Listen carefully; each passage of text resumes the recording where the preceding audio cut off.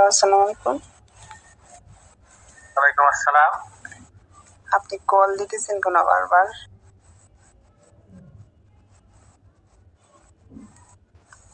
একটা কল দেওয়া কি কল উচিত দিতেছি বলেন? একটু কথা বলার জন্য। কেন আপনার বউ নাই? বউ থাকলে কি আপনার কাছে ফোন দিতাম?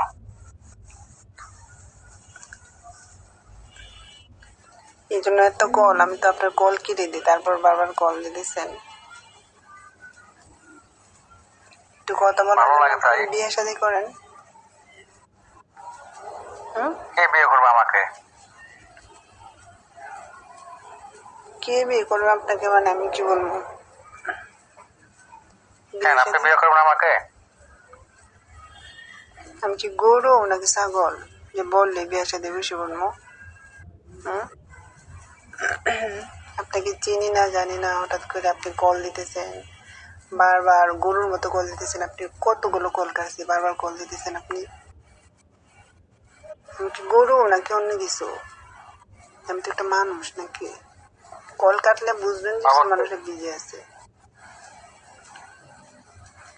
বুঝতে পারছেন? তো ওই দিন আপনি নাম পরিবর্তন করছেন, সেটা বলেন তো। শরতে শিশির এখন দেওয়া আছে।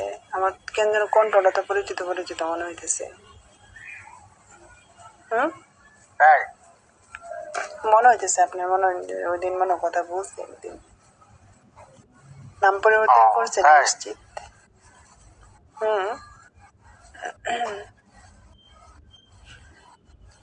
সিরিয়াসলি কণ্ঠটা আমার পরিচিত লাগতেছে। লাগতে পারে, এটা স্বাভাবিক। চিনতে পারছি এখন কিন্তু ঠিকই চিনতে পারছি। তুমি নাম পরিবর্তন করছো, তুমি আমার বলবা না? আমি তো অনেকক্ষণ লাগছে তোমার চিনতে, শুধু বুঝছো? তোমার আমি কতবার বলছি যে একদিন আসো, একদিন আসো ঢাকায়। কত যে নাটক করো তুমি। আসতে তো চাই। এই জগতে আসলে ছেলেদের বিশ্বাস করা খুব কঠিন, বুঝছো? কেন?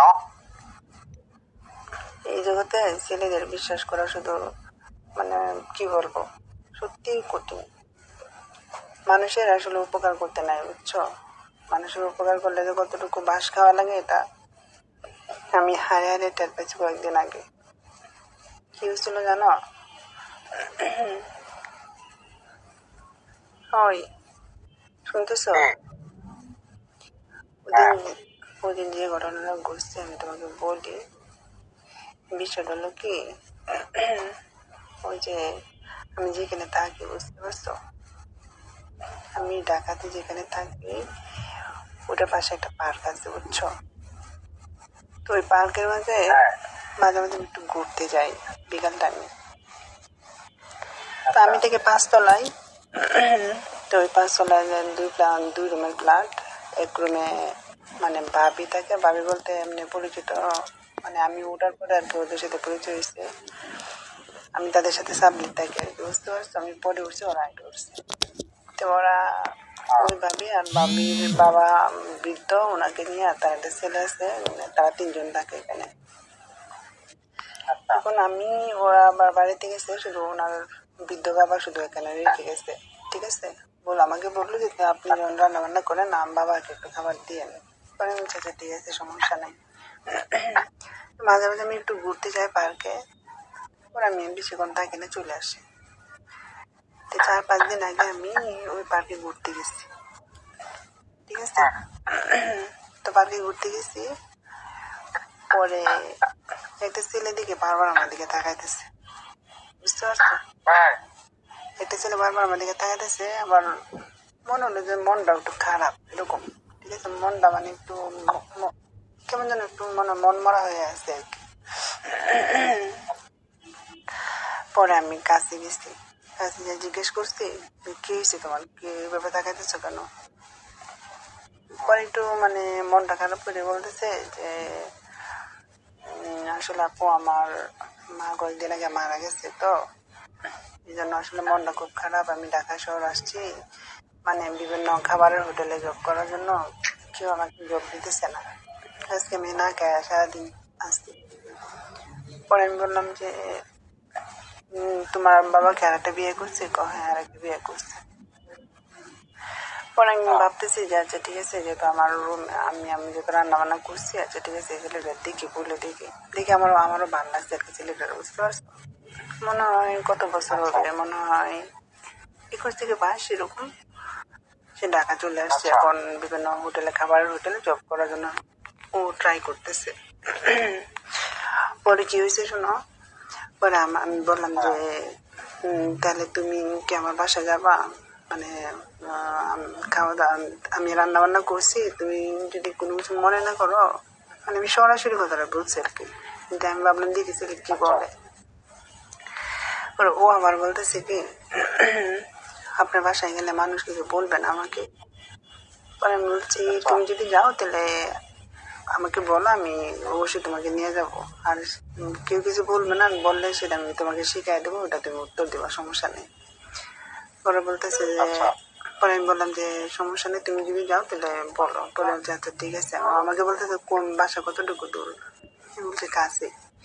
ছেলেরা দেখে আমারও পছন্দ হয়েছে, বুঝতে পারছো? মোটামুটি হ্যান্ডসাম আছে, আর ওর ওই জিনিসটা বুঝতে পারতেছ, ওর ওই জিনিসটা মোটামুটি আমার কেন যেন ধারণা হয়েছে বড় হবে মনটা আর কি। মন, বুঝতে পারছো কোন জিনিসটা? তো যাই হোক, পরে পরে আমি পরে একটা ব্যাগ কিনে দিছি। আর আমি ব্যাগ কিনে দিছি বলতে মানে হচ্ছে একটা ব্যাগ কিনছি, কেনার পর অল্প কিছু সদা টদা এটার ভিতরে ভরে আমি বলছি কি তুমি এটা তোমার হাতে লও আর আমার পিছনে পিছনে তুমি আসবা। তো আমি ওটা বুঝছি। ও বলছে আচ্ছা ঠিক আছে। পরে বলতেছে কেউ যদি জিজ্ঞেস করে আমি কি হই তাহলে কি বলবো? পরে আমি বললাম যে তোমাকে কেউ যদি জিজ্ঞেস করে তুমি বলবো যে এটা আমার পুপি হয়, আর আমাকে যদি কোনো কিছু বলো এটা তো আমি উত্তর করবো, সমস্যা নেই। আমি থেকে 5 তলায় আমি বললাম যে পরে পরে নিয়ে যখন বাসায় আসছি তখন তখন সিঁড়িতে একটা মানুষের ছিল না, বুঝতে পারছো? সিঁড়িতে একটা মানুষের ছিল না। পরে বাসায় নিয়ে আসার পর পরে ছেলেটা মনে করো সন্ধ্যা সন্ধ্যা হয়ে গেছে, বুঝতে পারছো? সন্ধ্যা সন্ধ্যা হয়ে গেছে, ছেলেটা বাসায় নিয়ে আসছি। ওই যে ইয়ে আছে না, দারোয়ানও ছিল না সেদিন, বুঝতে পারছো? দারুণও ছিল না, দারুণ কই যেন গেছে অল্প সময়ের জন্য মনে হয়, পরে ঘরে নিয়ে উঠে আসছি 5 তলায়।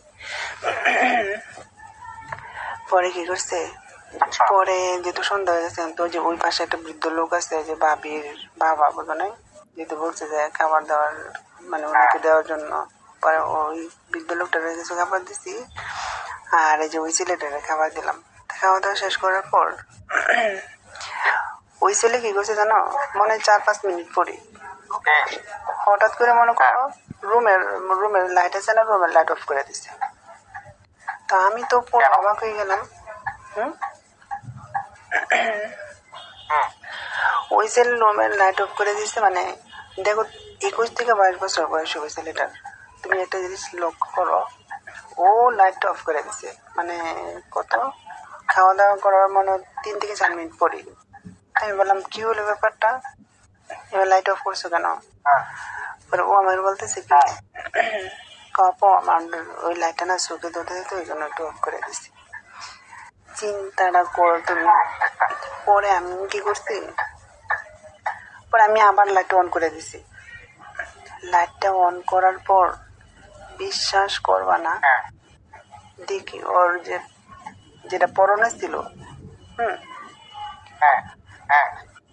মনে হয় যেন কোনো কিছু ছিঁড়ে মনে হয় কিছু একটা বের হয়ে গেছে। ব্যাপারটা বুঝতে পারছো? তুমি এটা বুঝে নিও। হ্যাঁ, তো আমি ভাবলাম যে ওর আমি বাসায় নিয়ে আসছি খাওয়া দাওয়া করানোর জন্য, ঠিক আছে সে খাওয়া দাওয়া করে একটা ইয়ে করবে না, নর্মাল ভাবে বসবে, সে ইচ্ছা করে লাইট অফ করছে। পরে আমি লাইট আবার অন করে দিয়ে দিয়েছি। এই পরিবেশ পরিস্থিতি যখন ও ও কিন্তু বুঝতে পারছিল না যে আমিও কি চাই, সে কিন্তু ওটা একটু হলে বুঝতে পারতেছে। বুঝতে পারছো? আমিও টুটু ওর দিকে ওইখানে তাকাই দিয়েছিলাম, সেও কিন্তু বুঝতে পারতেছিল, ওরা যখন খাবার দেয় সে কিন্তু বুঝতে পারতেছিল একটু একটু। আর এই জন্য কিন্তু সে এতটুকু সাহসটা পাইছে যে লাইটটা অফ করে দেওয়া। ঠিক আছে। পরে কি করব, পরে আমারও তো মনে করো ইচ্ছা জাগছে যে ঠিক আছে যা কিছু হবে। আমারও তো ইচ্ছা, আমার অনেক আগের থেকে, অনেক যখন দেখছি তখন থেকে তো আমার মনের ভিতরে একটু ইচ্ছা ইচ্ছা জাগছে, বুঝছো? পরে সে আবার লাইট অফ করে দিছে। লাইটটা অফ করে দেওয়ার পর পরে সেও মজা নিচ্ছে, মানে সেও জিম করছে, আমিও জিম করছি। বুঝতে পারছো?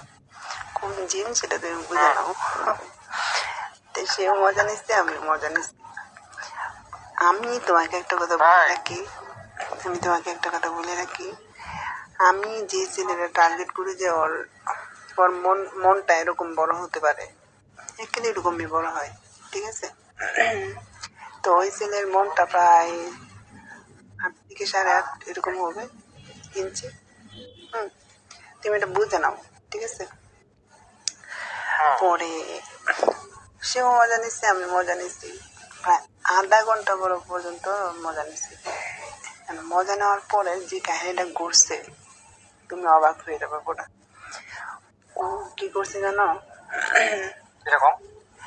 ও মানে মজা শেষ যাওয়ার পর আমি লাইটটা অন করছি, বুঝছো? লাইটটা অন করার পর মানে যখন ওর সাথে আমার জিম করা শেষ, দুইজন তো একসাথে জিম করছি প্রায় আধা ঘন্টা। ও মজা নিচ্ছে, আমি মজা নিচ্ছি। এরপরে আমি যেটা করছি, লাইটটা অন করছি। লাইটটা অন করার পর আমি বললাম যে এগুলো পড়ো, সবকিছু পড়ো। সে একটা কিছু পড়তেছে না, না পড়ে কি করছে জানো? হাত এদিক ওদিক ওদিক ওদিক মানে দাপড়াইতেছে, এক কথায় দাপড়াইতেছে। আর চোখ যেন কেমন কেমন যেন করে গেছে। আমি বললাম কি হলো, এমন করতেছে কেন? পরে বলে কি, আপু আমারও অনেক অস্থির অস্থির লাগতেছে, আমার খুব খারাপ লাগতেছে। আমি বলছি খারাপ লাগতেছে কেন? ওর নাকি কিডনিতে সমস্যা। ঠিক আছে। আমি বললাম কিডনিতে সমস্যা মানে? বলতেছে হ্যাঁ আমার কিডনিতে সমস্যা, এটার জন্য অনেক চিকিৎসা নিচ্ছি, এই সেই। আমি ও যখন জিম করতেছিল না আমার সাথে প্রায় আধা ঘন্টা পর্যন্ত দুজনের সাথে জিম করছি, তো তখন আমি বলছি জোরে জোরে জিম করো। ওই যে তুমি বুঝে নাও। পরে বলতেছে, পরে ও জোরে জোরে জিম করছে আমার সাথে। তো জিম করার পর পরে মনে করো, পরে সে বলতে তুমি আপনি আমাকে জোরে জোরে জিম করতে বলছেন, এই জন্য আমার কিডনিতে বিশেষ সমস্যা হচ্ছে, এর জন্য কেমন যেন লাগতেছে। মানে ও এমন করছে যেমন সে মারা যেতেছে মানে একটা ভাব। ঠিক আছে। খুব আমি তো তোমার মানে বলে বোঝাতে পারতেছি না। আমার সাথে যেটা করছে মানে তুমি অবাক হয়ে যেতে সে তখন। পরে আমি বলছি কি কি করতে হবে শুনি। পরে বলতেছে যে আপু আসলে আমার টাকা লাগবে। তখন আমি বললাম যে টাকা লাগবে বলতে আমার কাছে তো টাকা নাই, আমার কাছে মাত্র 300 টাকার মতো আছে। আর বিকাশে যে 5,000 টাকা ছিল ওটা আমি বলিনি। আমি বললাম যে ভাই আমার কাছে টাকা নেই, আমার কাছে মাত্র 300 টাকা আছে। আমি বললাম যে ভাই তোমার, তখন আমি বুঝতেছিলাম যে তাই সে যে আমার সাথে কি করতে হইতেছে এটা আমি বুঝতে পারতেছিলাম। সে বলতে যে না 300 টাকা কিচ্ছু হবে না। সে এমন এমন করতেছে, মনে হয় তার অসুস্থ হয়ে সে মনে একটু করে মারা যাবে এমন একটা ভাব। ঠিক আছে। আমার মনে করো বালিশ টালিশ এদিক ওদিক ফালাইতেছে, মানে কেমন যেন একটু করতেছে। পরে আমি বললাম যে তুমি এমন কেন করতেছ, এগুলো পড়ো সব, মানে শার্ট প্যান্টের একটা দিয়ে পরে। আমি বললাম এগুলো পড়ো, সে পড়ে না। পরে আমি কি, ওই যে ওরা টাকা দিতাম, ঠিক আছে, মানে পড়াশুনো সে কি বলে যে 300 টাকা কিচ্ছু হবে না, আমার 10,000 টাকা লাগবে। তুমি চিন্তা করছো বিষয়টা? হ্যাঁ, ও 10,000 টাকা আমার কাছে দাবি করে। মানে বললাম তুমি কি পাগল নাকি, পাগলে কামড়াইছি তোমার, তুমি কি বলো এগুলো? পরে বলতেছে যে না আমার 10,000 টাকা ছাড়া হবেই না, আমার কিডনিতে সমস্যা, আপনি আমার জোরে জোরে করতে মানে জিম করতে বলছেন আপনার সাথে, এই জন্য আমি করার পর না আমার খুব খারাপ লাগতেছে, আমার এক্সরে টেক্সরে করাতে হবে, খুব গায়ে ঝামেলাতে আছি, আপনি যদি এটা না দেন তাহলে আমার হবে না। পরে আমি জানা না, আমি কুলে দিতে দিই, জানা না আছে না রুমে জানা না, আমি ভাবলাম যে রুমে জানালাটা যদি আমি খুলে দিই তাহলে সে একটু মানে লজ্জা পায়, হইলো তাড়াতাড়ি এগুলো পরে ফেলবে, বুঝছো? তা আধা ঘন্টা তো এগুলো সবই ছিল, তো এগুলো সে পড়ে না। ঠিক আছে। আমি বললাম কি শুরু করছি ডায়মন্ড, আমি তো ভাই অবাকের, আমি তো মানে ভাবলাম না এটার গাড়ি নিয়ে আসছি, পুরো মেয়েটারে নিয়ে আসে তো আমি আরো বিপদে বসছি। পরে মনে করো সেগুলো করে না। পরে আমি বললাম যে ভাই শোনো তুমি এমন করো না। ও আমার পরে বলে কি যে আপনি যদি না দেন তাহলে আমি বাসার অনেকটা বলে দেবো বিষয়টা, মানে আমি যে 5 তলায় থাকি, যে একেবারে যে নিয়ে আসছি ওই যে আমার সাথে এই মানে জিম টিম করলো, সে এগুলো নাকি বলে দিবে। বুঝতে পারছো? পরে তো আমি তো আর একটু পাই ঝামেলাতে পড়ে গেছি, না এটা তো নিশ্চিত নাসুর বান্দা, আমি যদি ওর না দিই ও তো বিশাল বিশাল ঝামেলা করবে। পরে আমি কি করছি, যেমন তো ভাই আমার কাছে আছে 5,000 টাকা, মানে বিকাশে। আর এমনি 300 টাকা ছিল, ওটা বলছিলাম যে 300 টাকা নাও, ও 300 টাকা নিবে না, ওর 10,000 টাকা লাগবে। পরে আমি তো এখন তো তোমার সাথে নর্মাল ভাবে আমি বলতেছি, আমার লাইফে এই মানে এরকম আমার জীবনে ঘটনা হয় নাই, ঠিক আছে? ও যে আমাকে এরকম করবে আমি কল্পনা করতে পারিনি। পরে কি করছে, বলতেছে আমার 10,000 টাকা ছাড়া আমার হবেই না। পরে আমার কাছে ছিল 5,000 টাকা বিকাশে। আর পরে আমি বাধ্য হয়ে আমি আপুরে ফোন দিচ্ছি, আপু তাকে কাজ কর।